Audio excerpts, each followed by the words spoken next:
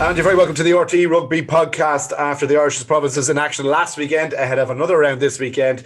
Lions conversations and plenty more to discuss over the course of the next 40 minutes or so. I'm delighted to say I have Donal Lenihan, Wes Liddy and Bernard Jackman with me. Gentlemen, you're very welcome. Happy New Year to you all. I haven't seen you, most of you, since before Christmas, so I hope Christmas is good. Donal, did you manage to stay off the cakes over Christmas, or how's the old weight these days? The weight is fantastic. It's amazing what staying off more for 8 months does for you. Yeah. But, I wasn't obviously like the rest of you who tore the arse out of it for the 5 days that the pubs were open and put the country back into lockdown. Yeah, it's the younger generation responsible for all of this stuff. It was all you crowd in Wicklow there, the Bray crowd, the Greystones crowd.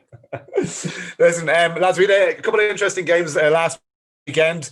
Where the provinces were concerned. I don't want to spend too much time on them, but just I guess the standout really, Bernard, was Connacht's performance against Leinster, and the performance in particular of Jack Carty, who got man of the match in 2 tries. Yeah, it was a brilliant performance by Connacht, particularly on the back of what had been a disappointing period of games. Obviously played brilliant against Racing round 1, but weren't as good against Bristol in round 2. The Champions Cup, and then very poor second half against Ulster the week before when they had a stronger team on paper. So it was great to see them come to the RDS and have a real cut off Leinster. I question some of the teams who have come there this year, well, non-Irish anyway, and it's like they've given up the goals before the game starts. And Connacht didn't. They got stuck into them physically. They were bold and brave in defence, and got 2 intercept tries, which is unusual, but it's a sign of how aggressive they were in the outside channels, and yeah, they just made the breakdown a mess. Got after the set piece, and Jack Carty's kicking game was excellent. He's got his really unusual technique. He was a very good soccer player, very good Gaelic player, but he kind of just chops the ball and he can keep a really low trajectory. And once they got that lead on the scoreboard, he just wasn't. He didn't take any risks. He kept kicking the ball off the field, getting his pack a little bit of a breather, putting pressure on Leinster's line out, and it was a master class from him. And look, he's a guy with lots of talent. His form is dipped in and out. I don't think he's like a guaranteed starter for Ireland by any manner of means, but it's just good to see a young player develop that game management that he showed at the weekend, and a great lift for Andy Friend and Jimmy Duffy and Nigel Carlin, because it's been a tough season so far, and that'll give them huge confidence. It will, and Donal, I guess if we could box that Jack Carty and get it on a more consistent basis for Connacht and indeed for Ireland, we'd be having a very different conversation about that 10 position right now, I think. Yeah, I think we would. Look, he was outstanding the last day. In fact, the half-back, I thought Caelan Blade was outstanding as well. Very good platform set from the front 5 in particular. But look, you go back, Hugh, to the World Cup in Japan. He was part of that squad. And the day in Shizuoka, when we lost to Japan, the opening half of that game, he was outstanding. He set up 2 tries. Now, obviously, the wheels came off early in the second half in that game. But I just wonder psychologically at the fact that he was 10 for that game against Japan, losing that a pool game that everyone in advance may have expected Ireland to win. You just wonder what toll that took on his confidence. If you remember, when he came back from the World Cup, he'd lost out in this place to Conor Fitzgerald, who had sort of come up from the Munster scene and took his opportunity while Carty was away for the World Cup. So look, he obviously is a very good player who went through a sort of a period where he questioned himself last season, but he's back to his best now. And on the basis of that, and it'll be interesting to see, will he back that up against Munster this weekend? But I think we've seen enough, and if he continues to perform at that level, then he has to come back into the equation in terms of the Ireland squad for the Six Nations. Is it a mindset then, Donal? We saw every trick in the book from there against Leinster at the weekend, and I've seen him play before. He has all the key skills necessary to be a top 10. Is it a mindset that he needs to develop? I think it is. I mean, as you say, look, he has the skill set. He's played soccer and as a young player, so he has all that naturally within his armoury. He's very good at his game management. I thought the last day was outstanding, and that's something that a 10 has to learn and develop over time. I think he's about 27, 28 years of age now. So look, he is a very experienced player. But look, I mean, when you come back from being in a World Cup squad and then you're not first choice number 10 within your own group, well, then obviously you question yourself. But I think Andy Friend said it immediately after the game. Look, when Jack Carty is in that mode, he's an outstanding player. And I just hope that he grows from this because, I think what we've seen behind Johnny Sexton, now, to be fair, I thought Billy Burns was excellent. I know we'll be talking about the Ulster-Munster game as well. But the next layer, if you like, the Ben Healy's and the Harry Burns are a little bit, they need more exposure in Europe before you be talking about them at international level. But therefore, I think Jack Carty has a big role to play in the Irish squad this year.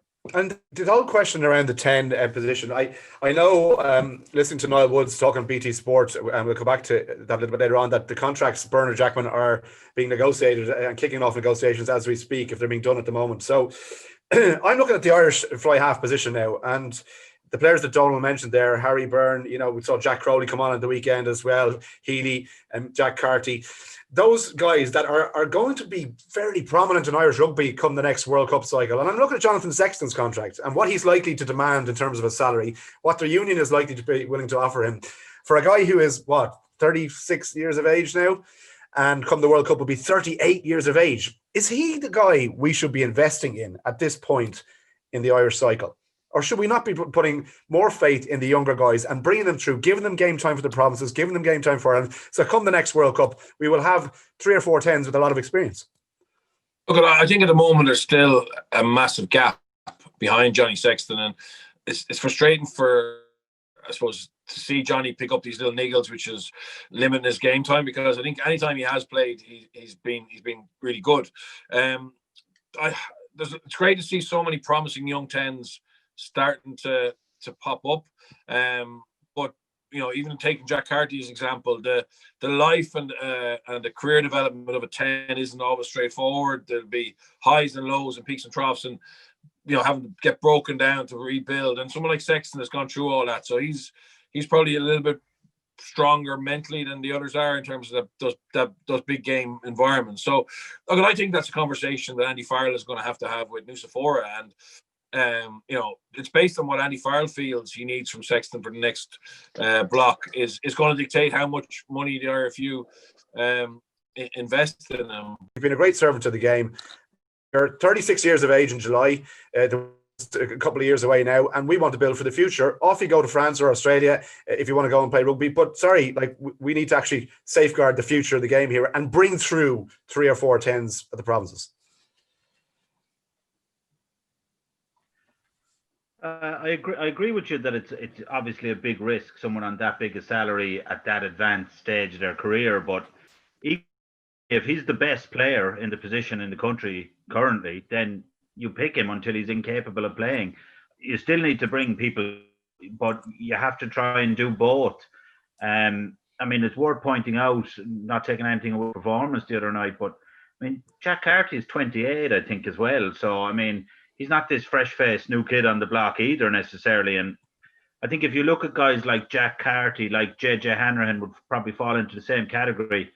They're guys that have, in flashes, looked hugely promising, but have been very inconsistent. And my feeling with a 10 is that you can kind of mark them out from way back in their career. I know Bernard said their trajectory isn't always straightforward, but I don't think in that position, with the level of confidence you need to inspire in people around you, that guys with that level of consistency for such a long period will ever necessarily nail down that position in an Irish shirt. So for me, the next long-term 10 after Sexton isn't going to be one of those guys. It's going to be one of the younger crew.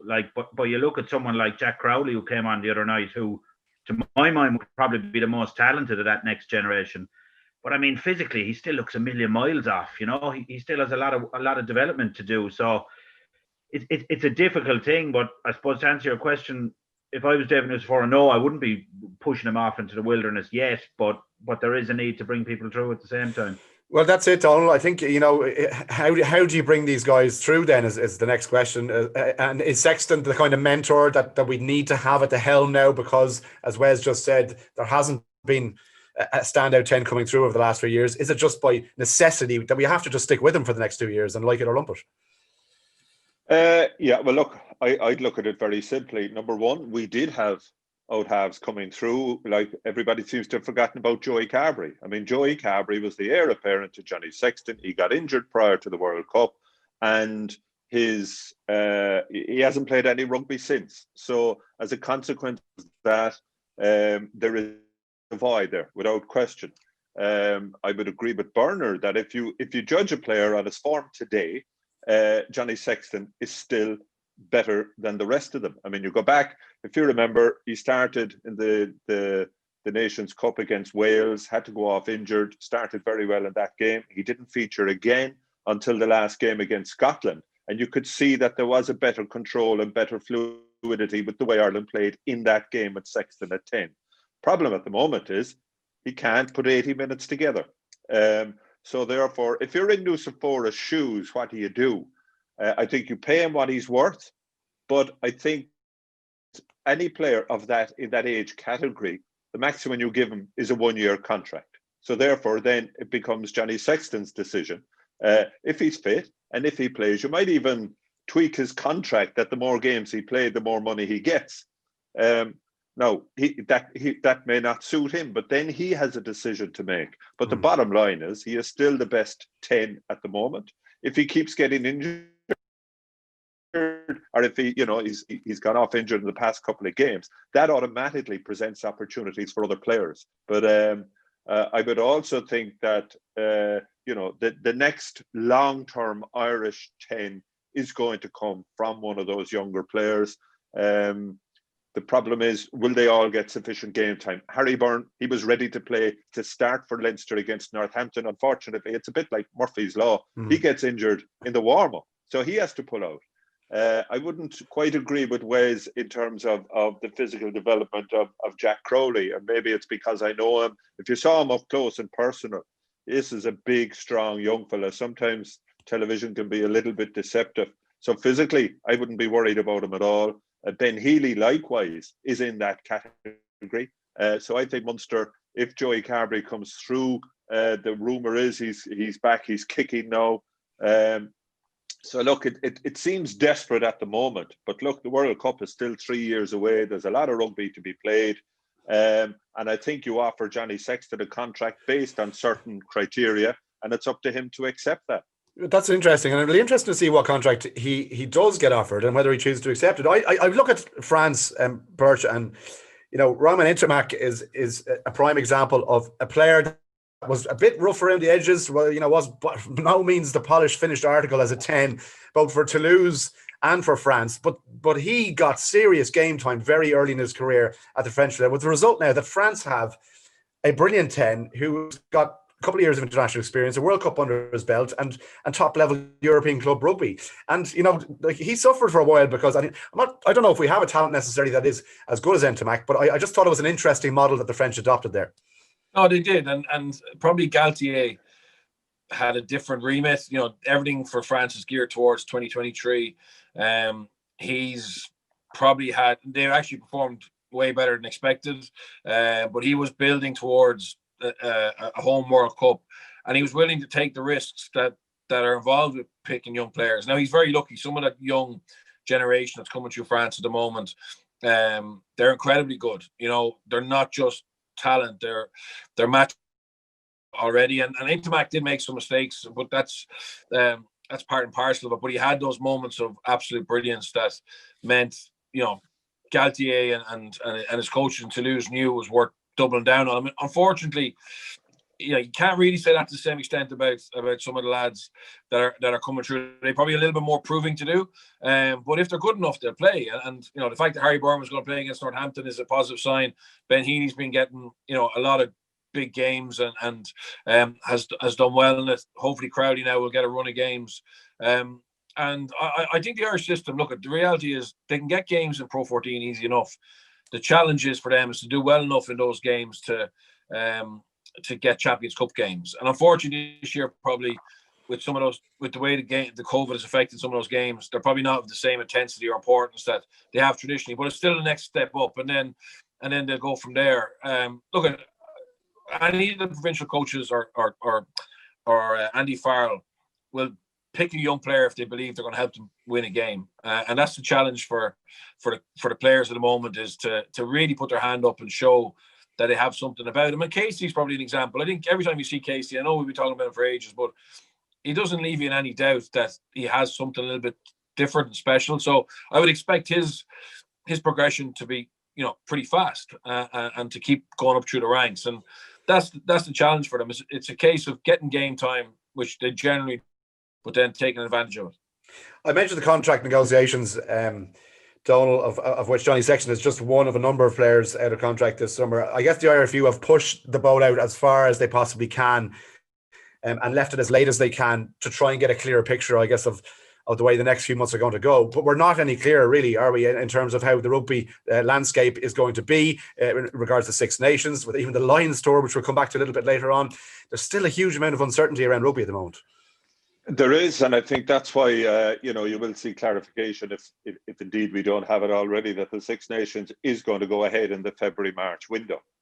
Suggestions, obviously, with the Lions tour more than likely going to be cancelled. Suggestions that Six Nations be pushed out to June, July, but there's no guarantee. In fact, you could say with certainty, no, you won't have crowds going into stadio next June and July. I know the IRFU have done a feasibility study, and they've been in contact with NEFIT right throughout this process. The earliest they see people coming in is September, October, and that's with a 1 meter distance in the stands, and that only allows you 18,000 people.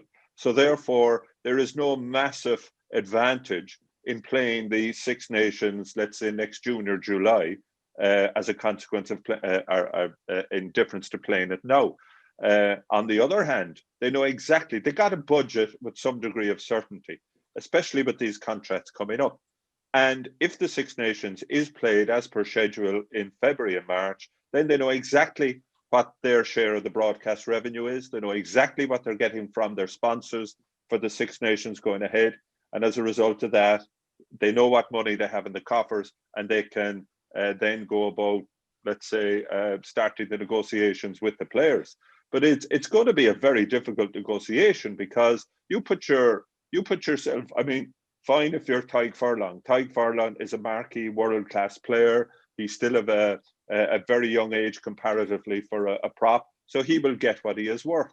If you're some of the other players who are now saying the 30 plus mark, 28, 30, what are your options outside of Ireland at the moment? The club scene in England, they're hemorrhaging money. They're struggling big time. France, as we know, are changing the whole makeup of their squads in terms of overseas players. So all of a sudden, the world market has shrunk. So it's going to be a very difficult negotiation. But as I say, I think there has to be some degree of certainty, and that's why you will see the Six Nations going ahead now as originally scheduled. And excuse me. Sorry, lads. I don't have COVID, I can promise you that much.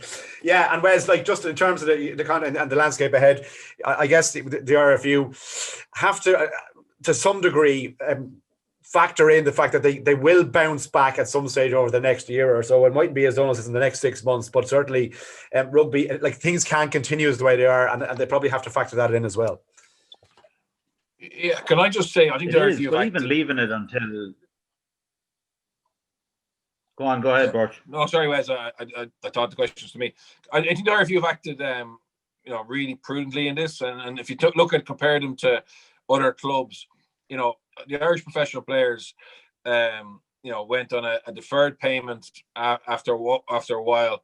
Then they took a pay cut, whereas the other clubs in Wales, Scotland, England, France, it was much more drastic. And in fairness to the IRFU, they said, look, let's wait till January. And I'm sure the IRFU didn't want or hoping to be optimistic outlook for 2021 and in terms of the revenues, but they didn't want to panic. They didn't want to start doing deals that they couldn't honour. They didn't want to, I suppose, affect maybe some of the fringe players by tying up all their budget in the international players' early doors. So they're starting now in January. We have a much better outlook in terms of what 2021 looks like, even though it's not optimistic. And but the IRFU know what their revenue from Six Nations is going to be. They know if there is November internationals next year, it may be with those restrictions around 1 meter distance, etc. So they have a better idea of how the world game. They may know by the end of the month that the Lions story is going to happen in 2021, and that's obviously going to affect revenue because the four nations get money from there. I've been speaking to club coaches in England and France, and they're all facing the same budgetary reductions. I mean, I spoke to one director of rugby in France who's been told by his president he has to knock 1.8 million off their playing squad budget. Now they have a budget of 7 million, so 1.8 million is a big reduction, and it's going to be hard to manage that. And likewise, for the RFU point of view, there hasn't been massive job losses. Okay, they may be looking at taking a pay cut with salary reduction, but I think they'll still get well looked after given how the market is worldwide. Wes? Yeah, look, they've been safely run financially for a long time.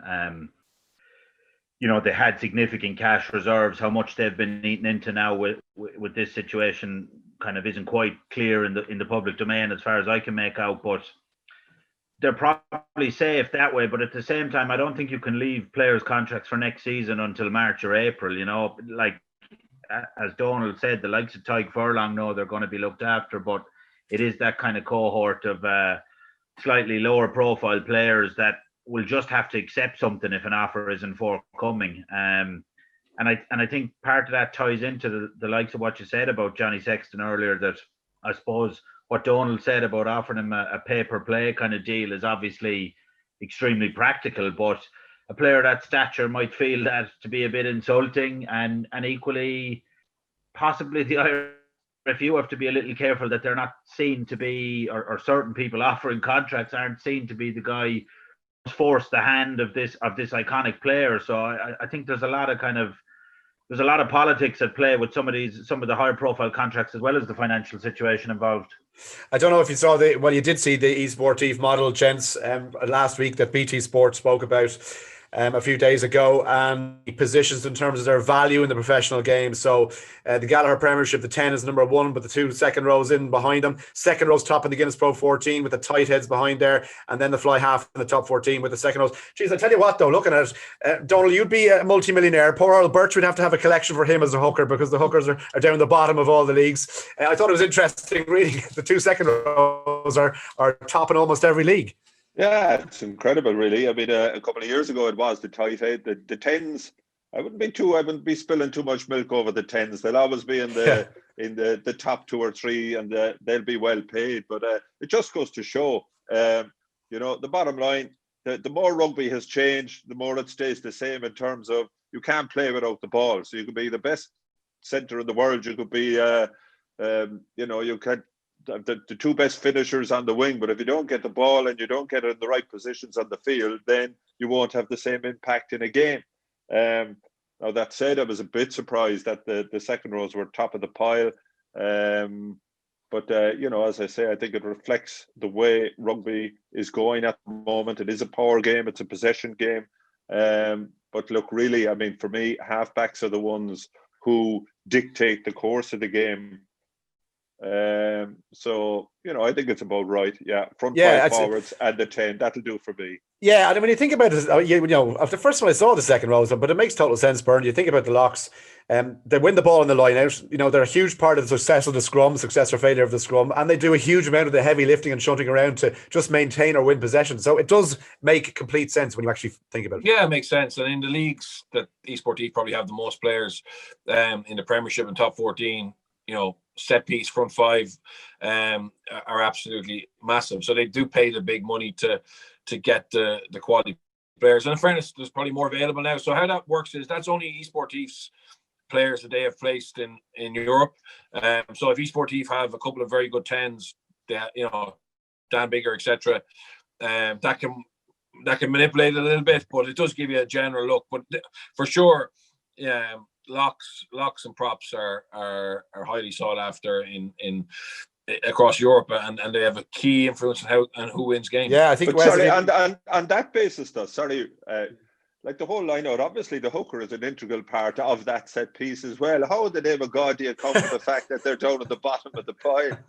Well, I think that obviously this is where it's warped a little bit. eSportif obviously don't have any high-earning hookers, but no, you can be sure that Jamie George, etc. They get well paid. So it's just a case of what players they have on their books in those positions can warp it a little bit. But I would say hookers do get well paid.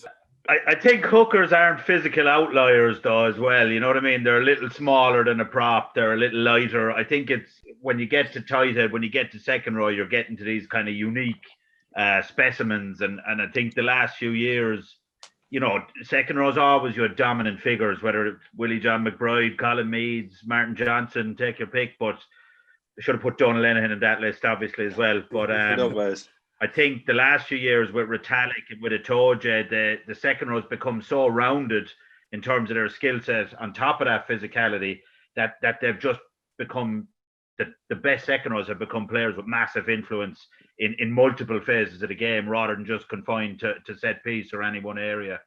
Yeah, when you think about that, Hugh, sorry, I mean, we were waiting and hoping. Look at the transformative effect that someone like R.G. Snyman could have on Munster.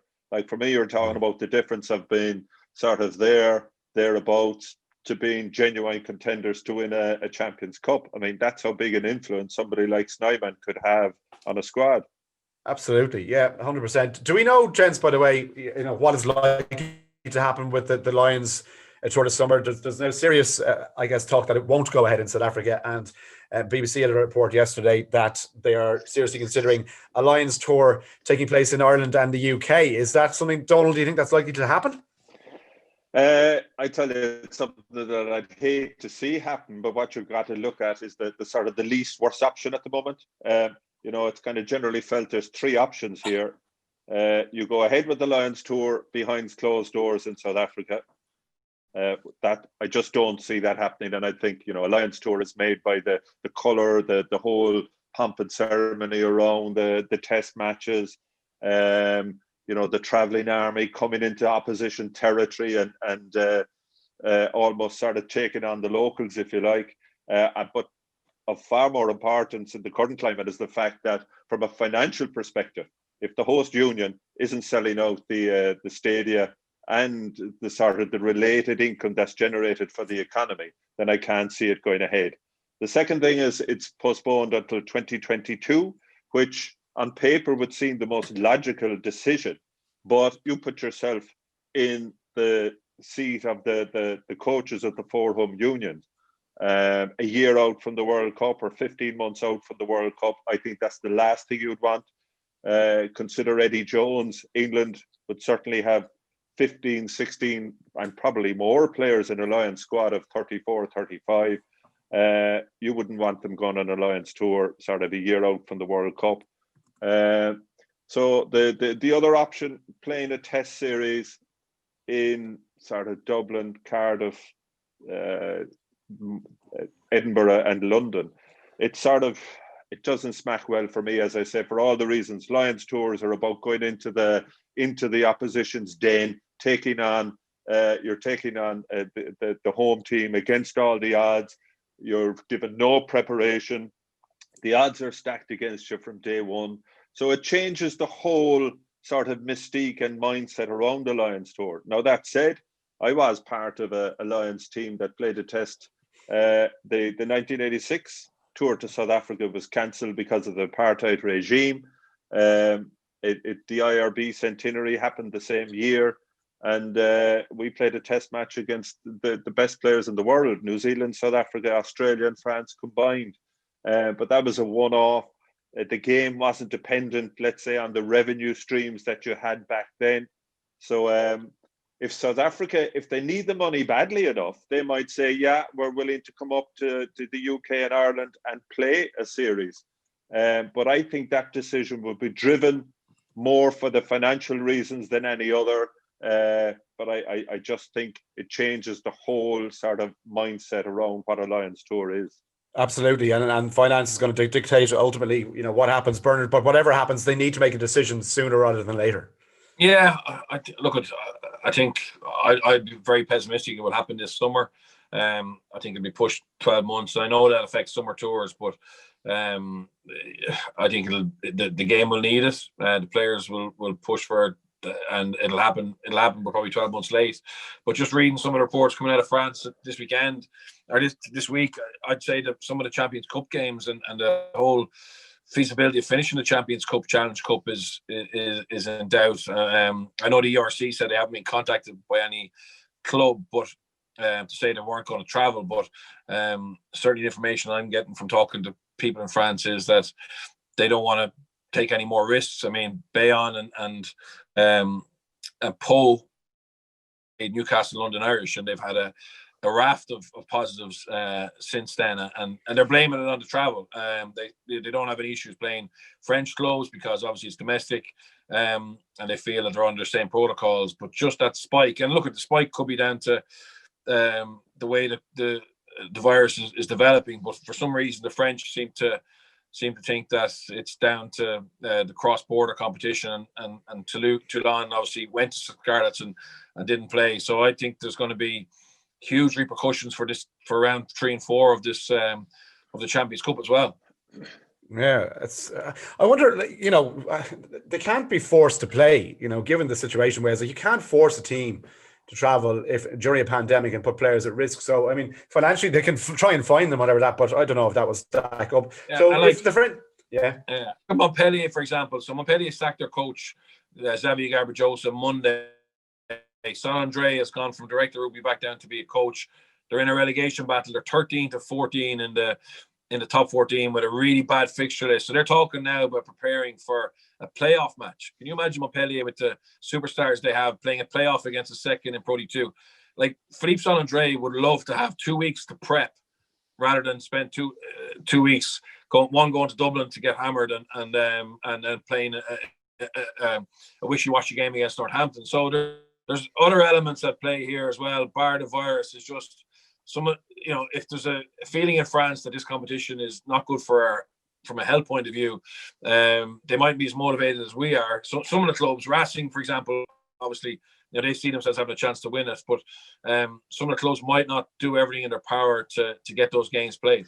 Well, I saw the Midlands derby between Northampton and Leicester has been cancelled now. That's supposed to take place this weekend. So, Wes, it doesn't look right, does it, for this competition to be able to finish out, which is a bit of a shame, but that's the way it is. Yeah, I mean, look, when it's a genuine safety concern, fair enough. I think, as Bart said, there probably are a couple of other elements at play with some of the French decisions potentially. But look, I mean, the competition, they've tried to model this on always on a much smaller level as the Champions League.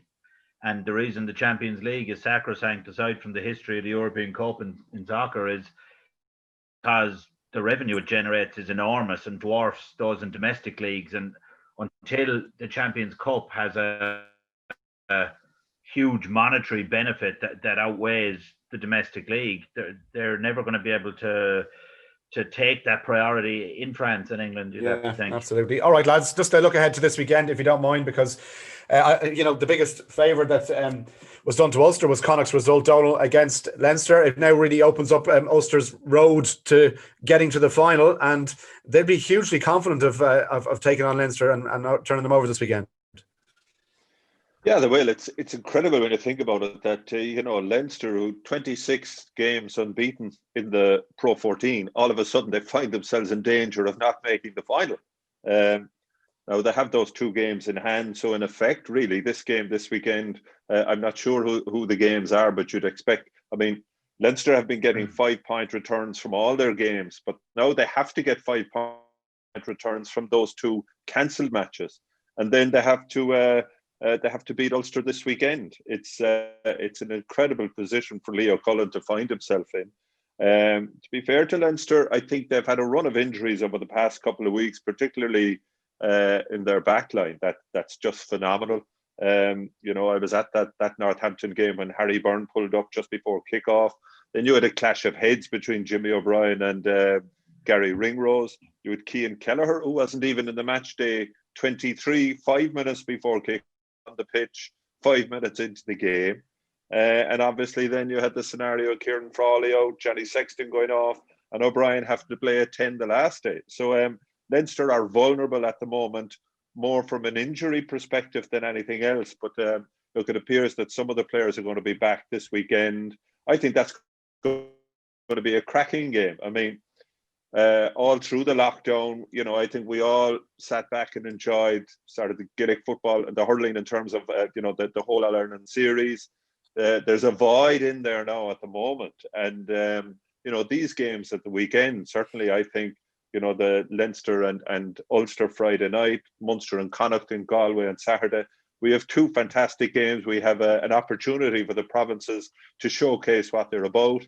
So look, I'm really looking forward to it. But Ulster, they'll travel to the RDS in confidence. But Leinster, you'd expect, with the likes of Ruddock, I see now back in the equation.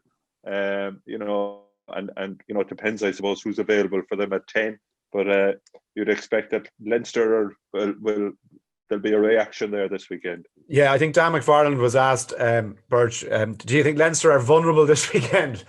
After losing to Connacht, which I don't know the merits of the question like that. Leinster will be huge favourites to win, but you have to tip your hat to the job that Dan McFarland is doing in Ulster because they really are a different side this season. Yeah, no, they've bounced back from obviously a poor Pro14 final performance to just hit great form, and disappointing in Europe obviously, but I don't think there's any shame losing to a good Toulouse game. The game that'll really frustrate him was that Gloucester performance, the last 5 or 6 minutes particularly. But in a Pro14 they've been excellent. They're starting to bring through some young talent. You saw McElroy the weekend, Hugh, Moore, got 4 halfbacks. The question mark is going to be still around their tie 5, and I think that's where Leinster will go after them. I expect a massive backlash from Leinster. I think, look, it was the perfect storm for Connacht in that Leinster were probably maybe a little bit complacent, maybe a little bit match shy. They're so good at getting their match week right, no matter who plays. But obviously with the COVID problem against Munster, they had a very disrupted training time, and it just looked completely out of sync. Johnny going off, etc. So, strengthen up that team a little bit, which they will. They've got guys back, a bit of an edge mentally, and I think they'll definitely fire. But the reality is now, one of Leinster's game in hand is I have to go to Munster, and I think it's probably going to be during the Six Nations, so that's not a given. They have to go to Ravenhill in round 16. I think theoretically, if Ulster could stop Leinster getting a bonus point and maybe get one themselves, they'd be in a really strong position. And Leinster now miss out on actually topping the pool and being knocked out. And realistically, the best chance to beat Leinster in this competition is to keep them out of the final. I think if Leinster got to the final, you'd fancy them to win. So it's all opened up massively. It's good for the league. The league had become pretty monotonous with Munster having qualified, after 7 games, and Leinster and Ulster haven't qualified after 7 or 8 games from the old format. And now we know the new format is more refined, but just a top team. So I'm excited to see this game. I'd love to see how Ulster improve since that final.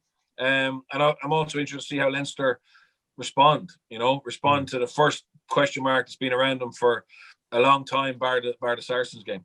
Do you give Ulster a chance, Wes? Yeah, I give them a chance, but yeah, you'd have to think Leinster are favourites. Incredible, really, after the defeat when you saw some of the records in writing. First loss in the competition since April 19, first loss at home to an Irish province in 5 years. I mean, their consistency has been incredible, but there probably is a hint of vulnerability there, as much due to maybe the disruption caused by the couple of COVID cases last week, coupled with their injury situation. So, look, a bit of hope for the other teams is good too. There was a sense that they were becoming invincible. So I think for the tournament, as Birch said, last week's results were great across both conferences, and just the one making it to a final and the chance one now really incentivizes all the other teams as well. So it's definitely an interest now for this weekend. Yeah, you'll be gutted if Leinster don't get to the final, won't you? I'd imagine every other team is hoping they don't get to the final, to be honest with you, because, you do have a much better chance of winning without them there. Simple as that. All right. Okay, Enjoy the games this weekend. Leinster against Ulster, and Munster Connacht as well, but Munster home and hose in their conference. And my thanks to Birch, to Donal, and to Wes. We'll be back next week to do it all again. Talk to you then.